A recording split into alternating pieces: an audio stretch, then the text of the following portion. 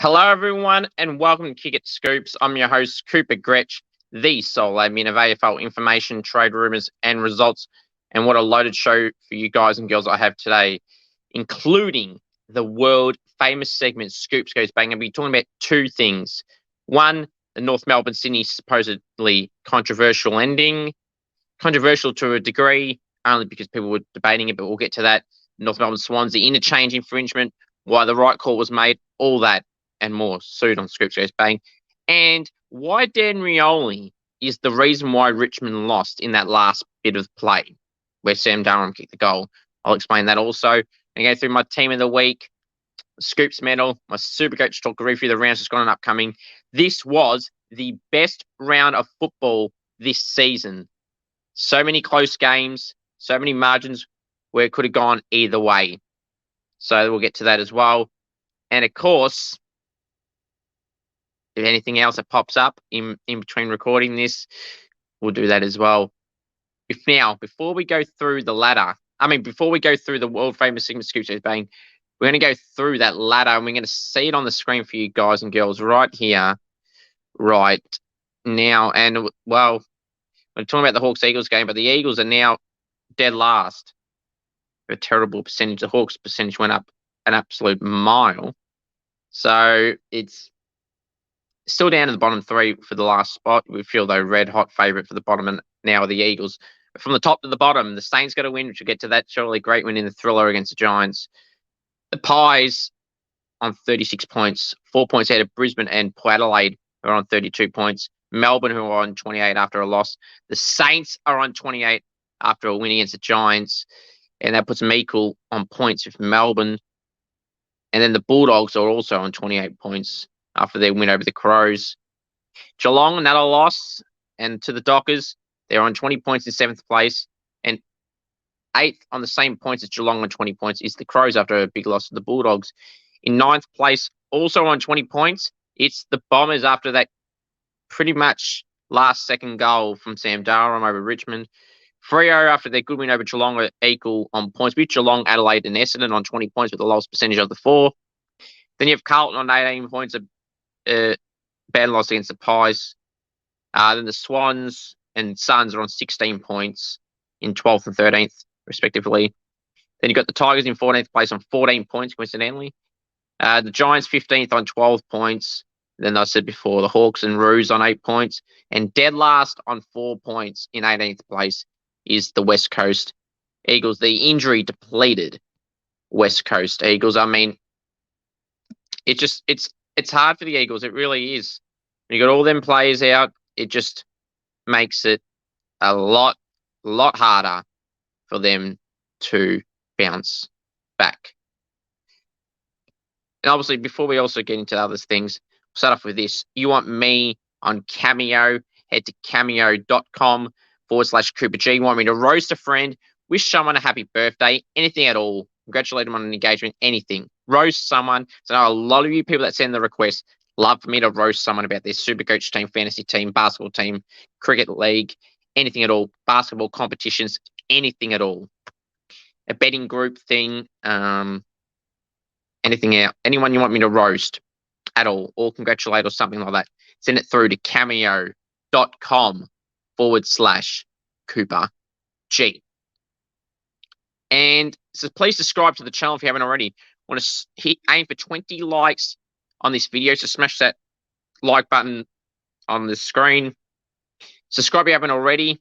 It costs absolutely nothing. It is free to subscribe, so please go and do that today. And memberships are available if you are interested in that. There's two packages you can purchase from. It's the Scoops Elite Club, $14.99 a month. You get a personalized video message from me once per month, one-on-one audio call once per month. And if you get the cheaper version, the $3.99 a month, you get to connect with me on social media through Instagram. You get my team of the week early and access to joining my YouTube live streams, which I do pretty much every night with a lot of you subscribers. And in the $14.99, you get those additional perks in the early package. If you don't want to do that, it's fine. Please subscribe, though. That costs absolutely nothing. We're just approaching 2150. I would like to hit that tonight if we don't when the start of this recording, and keep rising to the top. because there's only one way we're going, guys, and that is to the top. So let's keep rising those subs up. I want to get 3,000 by the end of the year. So for that to happen, you're going to have to keep on smashing that sub button. If you have already, get your mates on board. Tell them what they're missing out on. Kick it to Scoops every single week. My weekly vlogs when there's a game in Melbourne for St Kilda. Videos, interviews, the whole thing. It's there and plenty more. So go sub. And on Instagram as well too. AFL Info Live on my Instagram channel. Go sub to that. And on Facebook, AFL Information, Trade Rumours and Results. And you can also be listening to this podcast. I said listening, yes, not just watching. You can listen on Spotify and Apple Podcasts if you prefer an audio platform. And you're in the car or whatever, and you just can't have a chance to watch the video itself, or just because you prefer that, Spotify and Apple Podcasts under AFL Information, Trade Rumours and Results. Now, please welcome that world famous segment, Scoops Goes Bang. But hang on a minute. We know what you're banging on about. We just want to add a bit of a special effect to this one, because this one is going to be the biggest show of all time, especially of this year. Get ready.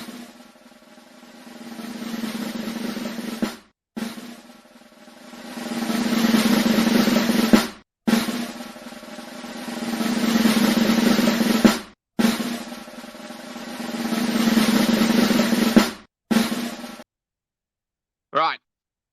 North Melbourne, Sydney game at the end. Now, the umpiring, again, it's not really a segment I'm going to be playing about the umpiring this week, but that was shit again. Surprise, surprise. What a surprise. Some weeks I'd bring it up, yes, sure, and I bring it up a lot. There's shit every week, I'll bring it up every week.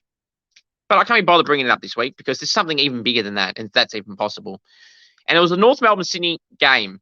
Now, North Melbourne fans, learn the rules. The umpires in this moment actually officiated it correctly. Now, if you heard the mic version, I would play it, but will get copyrighted or blocked. So the rules are simple.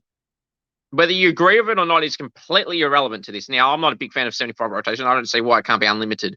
But here's to the point. Been that for a while. So 75 rotations. They know that. The clubs have interchange stewards or whatever they call them on the bench, counting how many rotations are made. And digitally, you can see it on the AFL website and stuff like that. So they've got people counting when they go off. Now, it's not Will Phillips' fault. It's not Liam Shields' fault.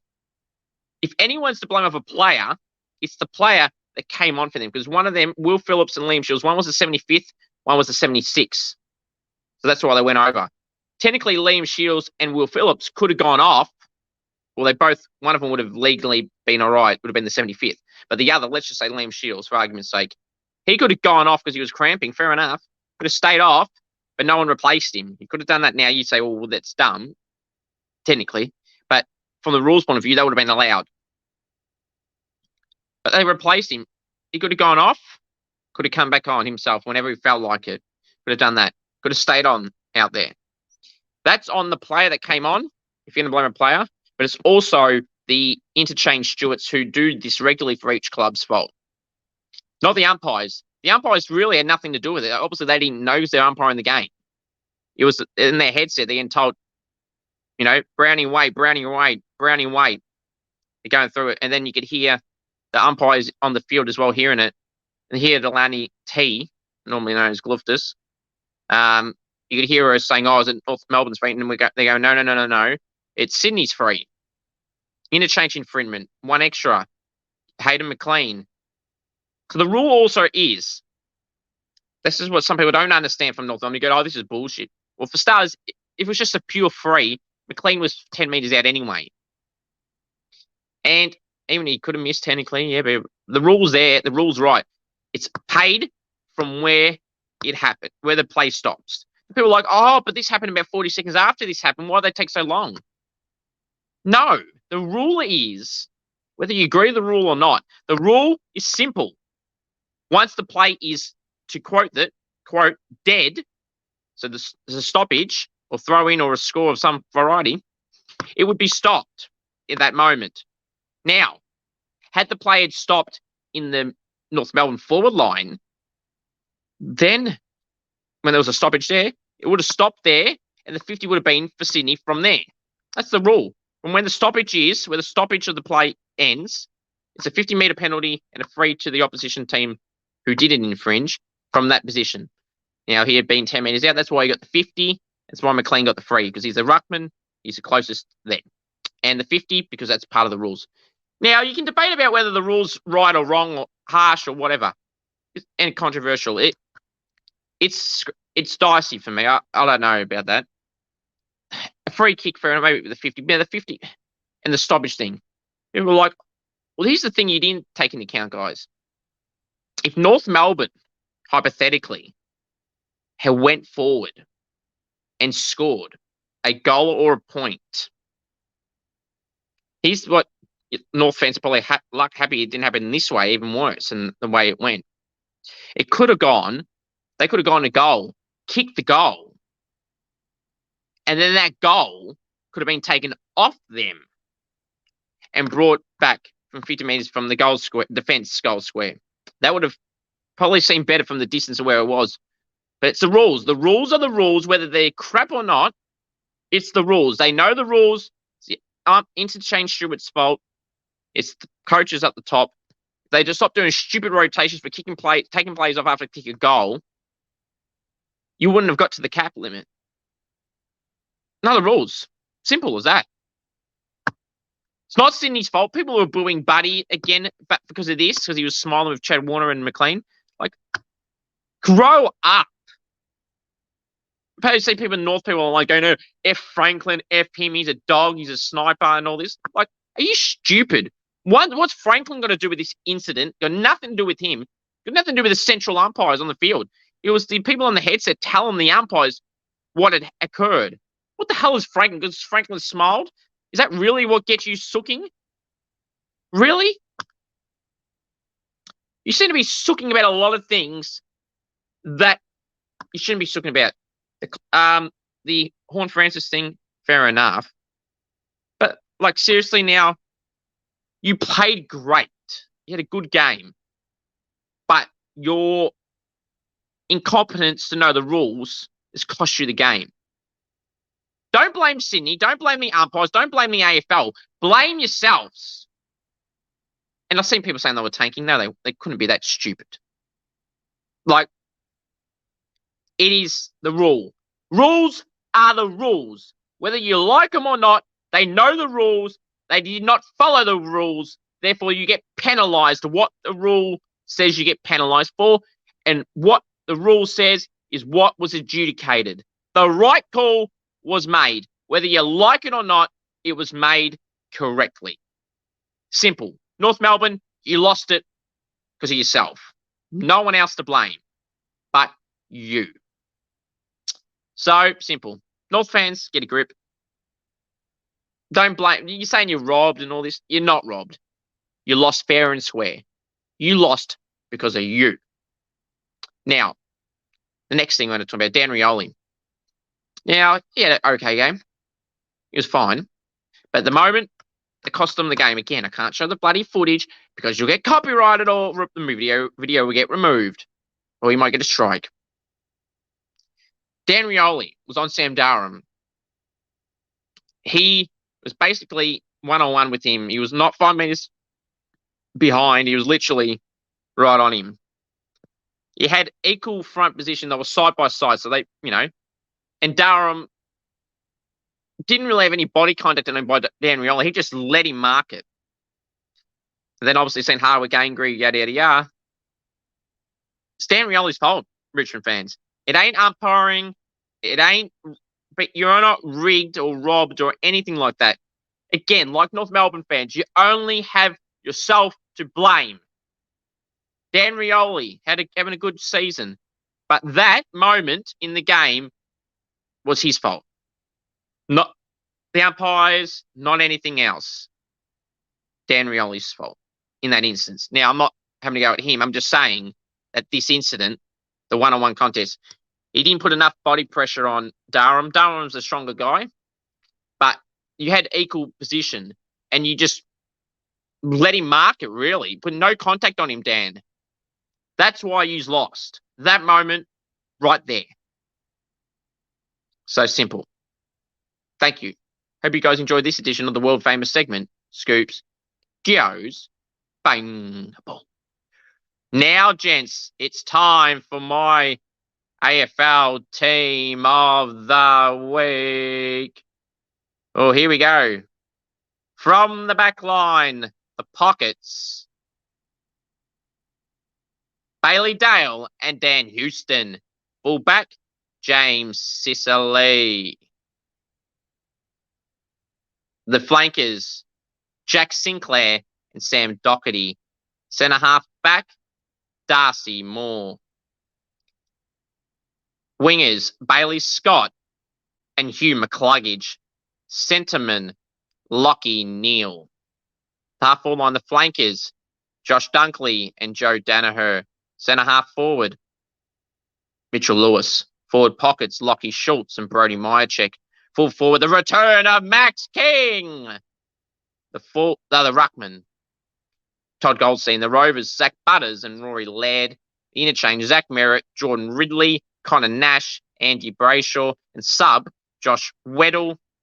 The emergencies, Liam Stocker, Stephen May, Rowan Marshall, Riley O'Brien, and Dom Sheed. Now, reasons. Pretty plain and simple this week. Dale, 36 disposals, good efficiency, metres gains, etc. Lock. Dan Houston, a goal and 33. Halfback, wing role, did well. Great metres gains. It was over 788, I think. 33 disposals, a goal, great efficiency, lock. James Sicily, 30 disposals, 11 1%ers, 11 intercepts, lock. And good efficiency. Jack Sinclair, so good, so damn good. 2 goals, 37 disposals, a key goal in the last quarter. Pushed in the midfield in the last quarter.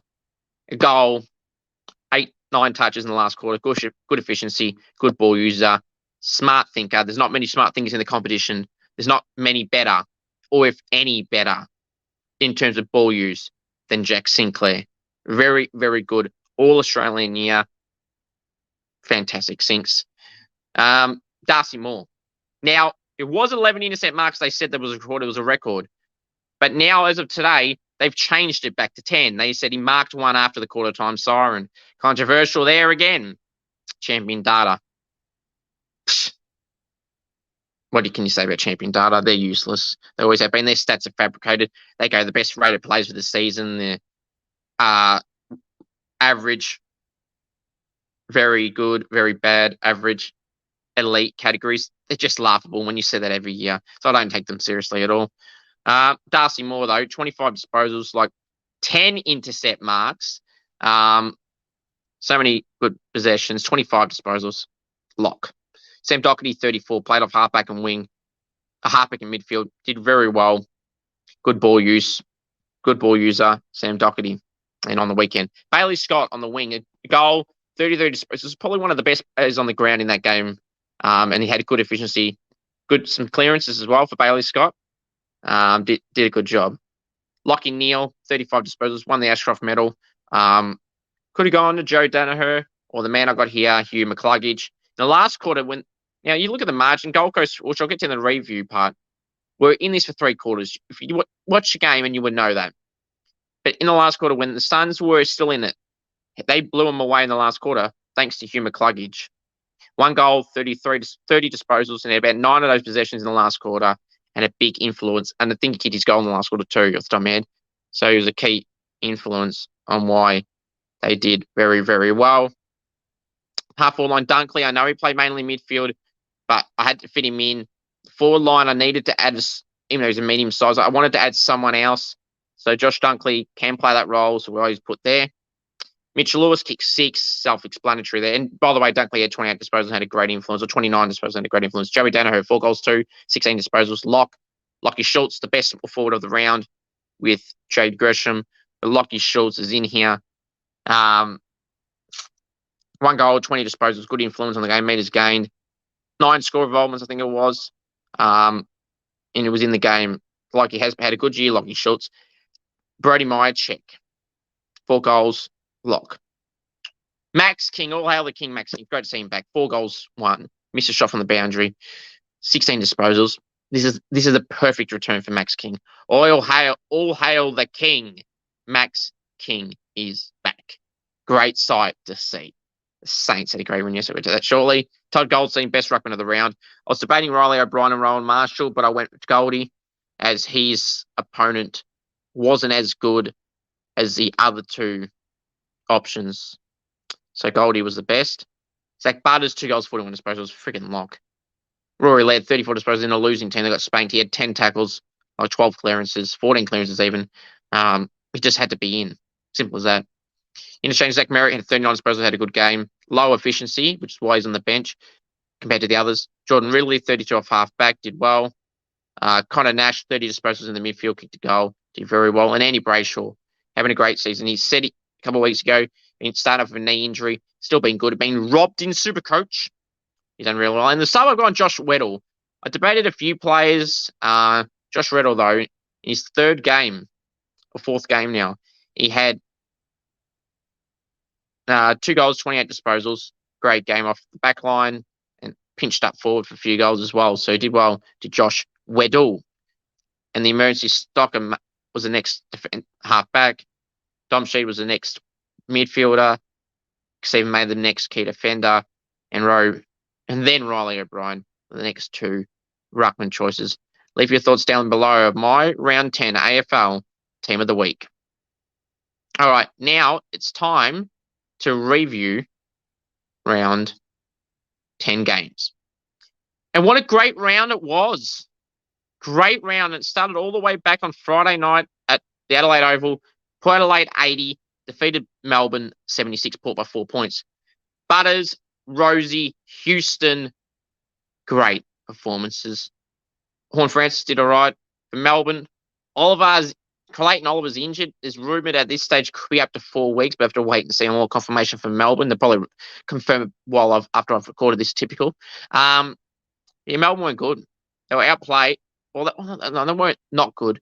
They were okay, but it was a good game in the end. I didn't feel they were playing their best.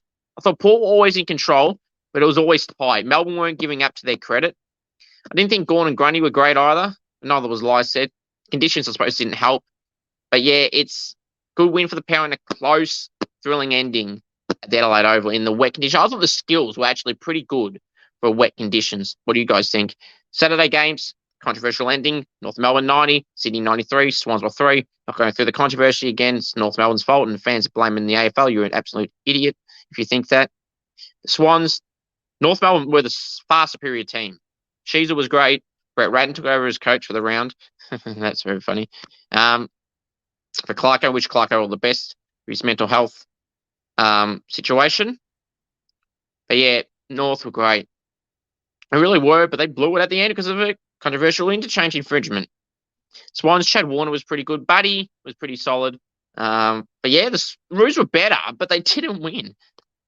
Really odd. Now the Bulldogs and Crows, 85-40. Bulldogs were 45. Crows kicked the first goal of the game, and that was pretty much all they did. Outside of Laird, I don't know why the rest, and O'Brien, why the rest bothered to show up. They really were terrible. Bulldogs' inaccuracy could have made it a lot worse. And it was a big win for the Bulldogs in Ballarat. The Dockers and Geelong, 2 losses in a row for Geelong. Danger signs maybe coming here. See how they go this week against the Giants. The Dockers 106, the Dockers 106, Geelong 77. No really good contributors for Geelong at all, really. For Freo, Sarong, Schultz, Brayshaw, Jaya Miss was pretty good. Walters was all right. He's having a good patch now for 3 weeks, Michael Walters. But the Dockers gave the Cats the old heave-ho. Haven't been saying that too much this year, but they gave the Cats the old heave-ho, all right.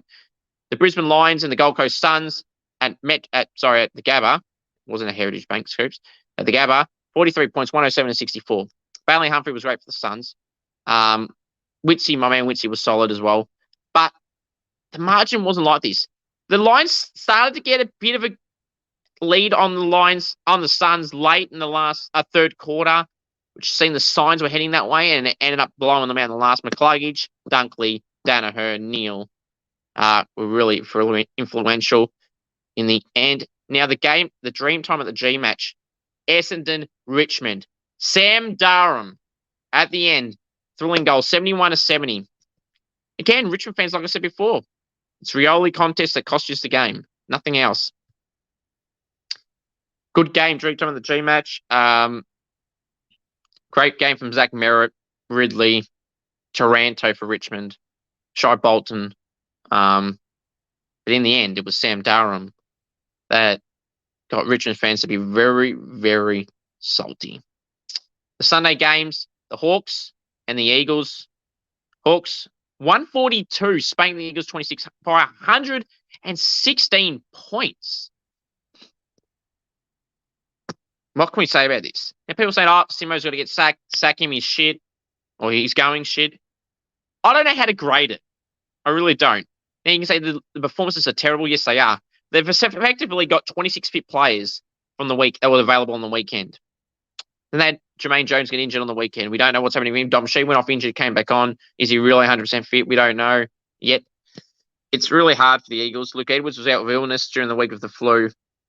So on Friday, sorry, he was. So what do they do? What do? Do they get rid of Simo? I don't think they should. Now, they were shit last year too, but last year was mainly COVID. This year, it's injuries. Their waffle team basically has no one playing for them. That's West Coast listed. They're getting spanked. They're not been going well regardless, but still. Something needs to be done in list management. Now, people say, is it Andrew Gaff? They've been changing his role. I think of all the guys they've been changing roles with, he should not have been changed. He was perfect on the wing, so keep him on the wing. Especially when you've got no one in your team.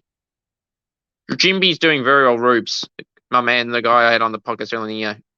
He's been going great. He's a shining light for them.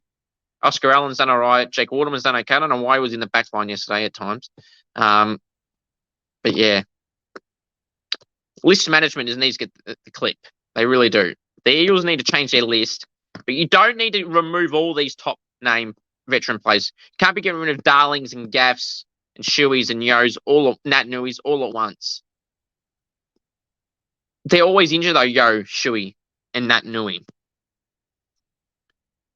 Do you upload them all?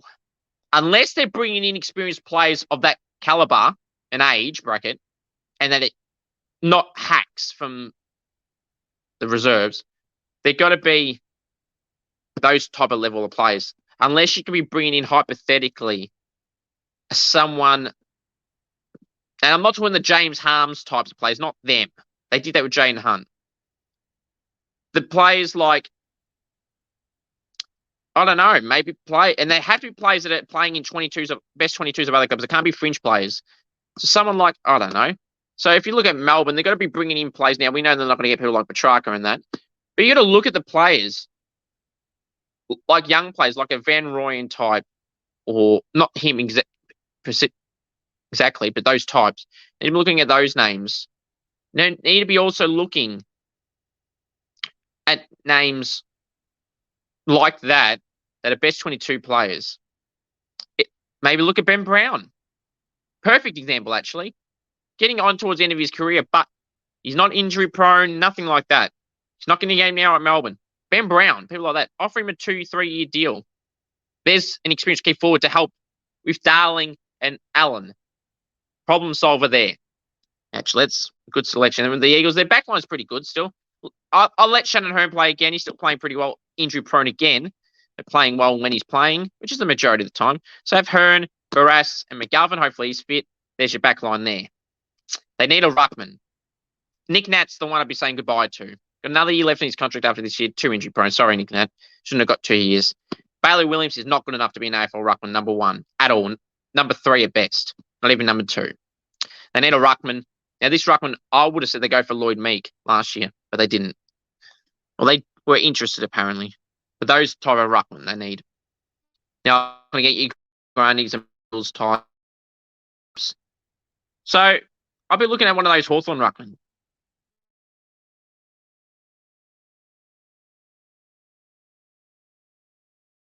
Do you look at a Mark Blixarves type player who's in the ruck, can play ruck?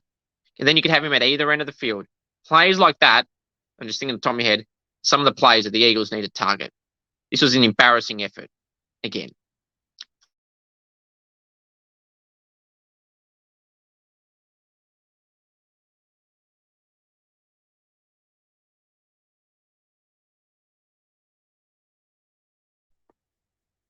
The absolute wrong call there. I don't know why it spun then. But yeah, the Hawks, so good. 116 points. Annihilation. Weddle, Nash, Lewis kicking 6. Newcomb, Warple, Sicily, Seamus Mitchell. I can keep going. The team was great. The whole team was pretty good. And the Eagles were embarrassing, except for Dom Sheed. 2 goals and 32 touches was Dom Sheed very well. Tried his heart out. The rest of the team, not so much at all. Absolutely embarrassing. We go to the next game, Carlton-Collingwood game. Carlton were blown out early, but to their credit, they kept the margin out. There was 28 in the end, which is what it was basically at halftime, 57-85. Josh Dacos was all right. Brendan Mychick for Carlton. Doherty and Shearer were probably their best 2 players. Now, the final game of the round, which I'm thinking was the best game of the round, the Giants and the Saints. GWS 80, St Kilda 92, Saints by 12. Oh, I was nervous all game. The Giants are a bit of a team that you don't write off. Outside of the big loss to Collingwood last week at the G, they've been in every game. The final margin might end up being 20, but they're in it to the final siren. Teams might get a couple of late goals to make it look worse than it was. They've been dangerous. Toby Green was back, kicked a couple. He was good. Tom Green was good. Whitfield was solid as well. Unfortunate for Nick Haynes and Harry Himmelberg off injured. Haynes with concussion. Himmelberg with, I don't think it was concussion. I'm not 100% on that. And the sickening clash for Mitch Owens when he was down on the ground and friendly fight from Anthony Caminiti accidentally got him in the face of his knee. And it was sickening.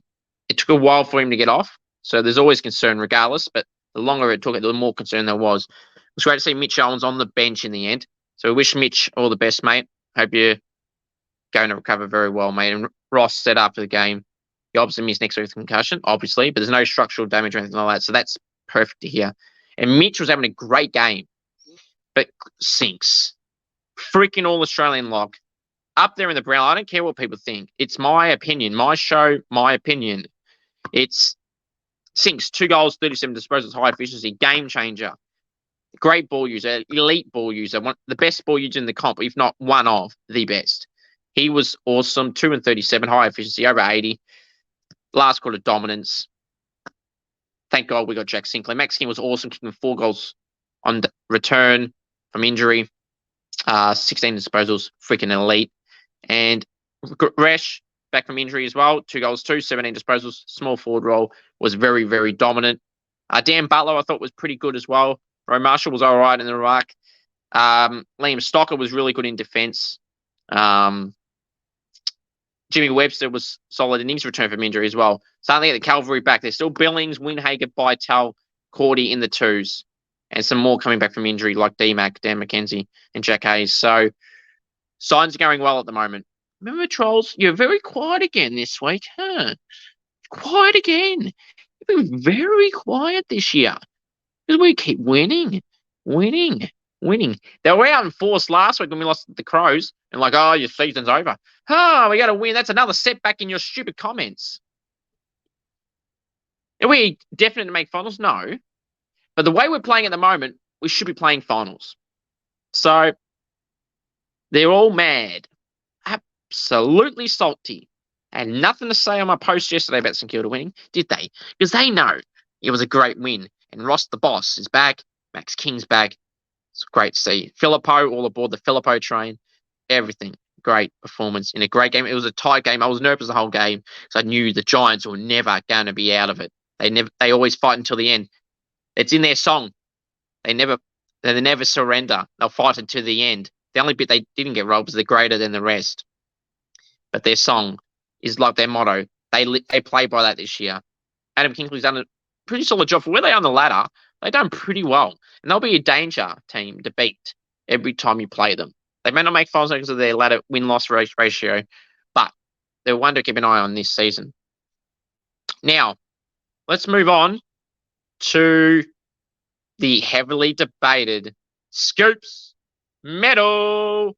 and I'm going to reenact it like the great Gillan McLaughlin. Round 10, Port Adelaide v Melbourne. Port Adelaide D Houston, 1 vote. Port Adelaide C Rosie, 2 votes. Port Adelaide Z Butters, 3 votes.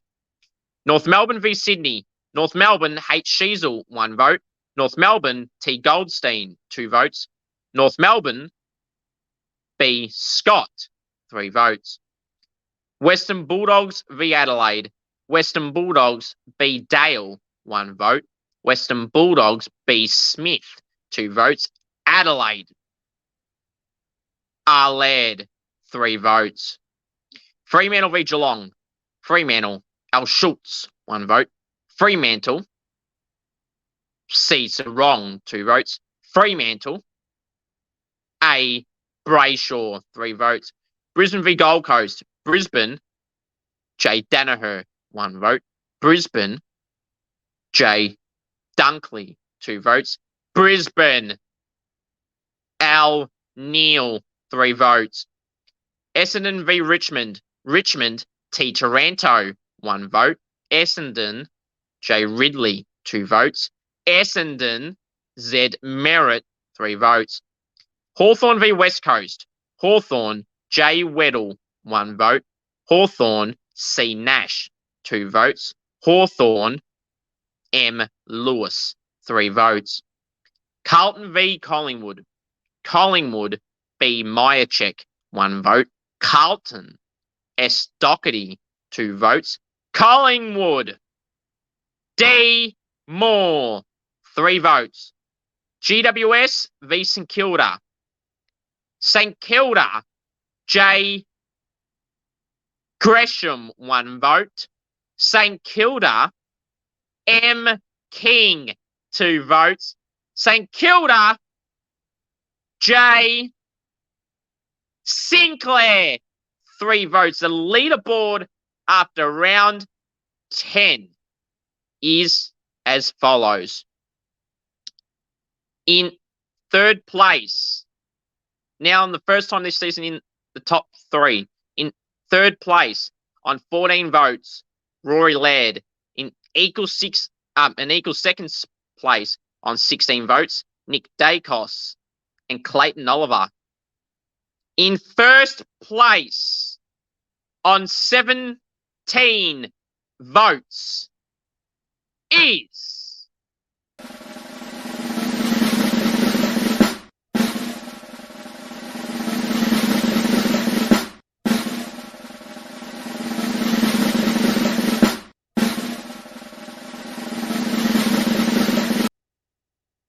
Jack Sinclair. Yes, Sinks on 17 votes. That is the leaderboard after round 10. There, 14 votes, Rory Laird. 16 votes tied in 2nd, Clayton Oliver and Nick Dacos. And in 1st place on 17 votes, by a vote ahead of Dacos and Oliver on 17 votes, the Saints, Jack Sinclair. Leave your thoughts down below, gents, on my leaderboard. What votes would you have done for the round? What do you think of my top 3 so far? Clayton Oliver's going to potentially be missing up to 4 weeks, so he could probably feature out in future weeks. If he misses that long, we have to wait and see. There's a lot of guys underneath 14 votes, so keep an eye out for that. But there's your vote getters. 3 to Zach Butters in the Port game, 3 to Bailey Scott in the North game, 3 to Rory Laird in the Crows game, 3 to Randy Brayshaw in the Dockers game, 3 to Lockie Neal in the Lions game, 3 to Zach Merritt in the Bombers game, 3 to Mitch Lewis in the Hawks game. In the Pies game, 3 votes to Darcy Moore. And in the Saints game, 3 votes to Jack Sinclair. Leave your thoughts down below. Now it's time to go through my Supercoach talk. Now, in Supercoach this round, I've teased you all by not really bringing it up. I scored a whopping, now if you guys remember, when I won the weekly team of the week, I scored a record-breaking 2,571. This round, in round 10, a year and 5 rounds later, I scored 2,569. 2 points off the team of the week score I got. Now, somehow the team of the week guy got 2,900. Ridiculous how that even happened. Top 3% for the round, but overall top percentage of top 15%. Wrapped went up 6% in the rankings. Needed this, and I need another big jump in the ranking in the round. Still plenty of rounds to go, but the progression has been building and building and building. Now I've still had four rookies left on the field. Now last week I did say I brought Tom Berry in when he was taken out of the team and put a sub. I traded him out, put Bailey Humphrey on. I did have about 226k remaining. Now I've got about 130. It was a bit annoying, but I needed to get Bailey Humphrey in because I need more players on the bench making money, because a lot of the bench players I got are either scoring shit like Drury, or were suspended like Johnson, or scoring average like Angwin, and Cowan sitting on his ass not playing AFL, and same with Charlie Constable. So I needed to make some moves, wheeling and dealing, and that's why I bought Bailey Humphrey, and I convinced myself that I had to do it in the end. And what a great move it was, because he scored over 100. But this is I made 2 changes. I got 1 boost left. I'm still considering my boost trade. What do you guys think of your team? Let me know what you think down below on yours, and what changes you're thinking of doing, and I'll probably comment below on it, or message me on Instagram, AFL Info Live, or Facebook, AFL Information, Trade Rooms and Results. But I've made 2 changes so far. And I like Bailey Humphrey. I'm probably going to have to, at least this stage I am doing it. Josh Weddle is in the back line for Lockie Cowan, who was on my bench. So Weddle's on the bench. Now, 30k more, you think, oh, that's a bit stupid, isn't it? Yes and no. I'm doing it because he's going up. I need that more bench points. More bench points, more bench points, more bench points. Price rise increase. That's why I'm doing it. I'll make up that 30k in 3 or 4 weeks anyway. Oh, and technically in the next week, but overall, I'll build up more points than what Cowan is just sitting on his ass doing nothing. So then I got him, Josh Weddle, in for Lockie Cowan, and my other trade in was for Clayton Oliver, who's out injured. We could have got Butters, or technically I could have got Bonampelli, but I still want to save that money. So I've gone Caleb Sarong. Consistency, I could have gone Taranto, could have gone Butters, who has a smaller break even.